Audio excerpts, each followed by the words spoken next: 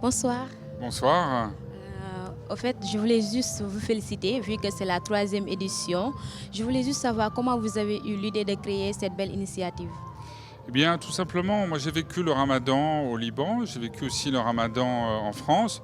Je sais que c'est un moment de grande solidarité. C'est un moment très important pour tous ceux qui sont musulmans. Et il m'a semblé tout naturel que la France s'associe euh, à ce moment très particulier et puisse consacrer, dans le cadre de Ndougou, de rupture du jeûne, d'Iftar, comme on disait quand j'étais à Beyrouth, eh bien, participe à ce moment-là, euh, avec des artistes, avec des amis, où on soit à la fois dans le recueillement, la réflexion, et puis le partage, la solidarité. Et la France et le Sénégal sont toutes les deux des républiques laïques. Et cette laïcité, c'est une laïcité qui doit être ouverte, qui doit être tolérante, qui doit être respectueuse des différences religieuses. Et c'est le cas, profondément. Et puis c'est aussi l'occasion de rappeler que dans mon pays, la France, nous avons une très grande communauté musulmane qui j'espère se sent bien en France et que l'islam est la deuxième religion de France. Et donc euh, le ramadan, eh bien, nous le vivons aussi en France. Donc c'est aussi un moment que nous pouvons partager entre la France et le Sénégal. Vous le savez, il y a beaucoup de Sénégalais en France. Il y a aussi pas mal de Français au Sénégal. Eh bien voilà, c'est l'occasion aussi de partager ce moment en famille. Justement, je voulais juste savoir, pensez-vous que ce genre d'événement peut renforcer le dialogue islamo-chrétien?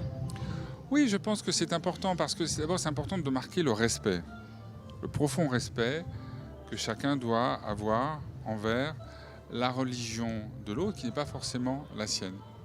Il peut y avoir une diversité religieuse.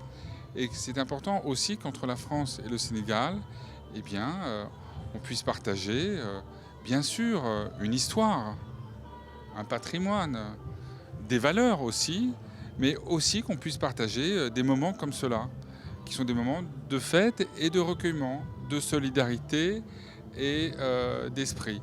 Et donc je pense que c'est important qu'on puisse organiser ce genre d'événement.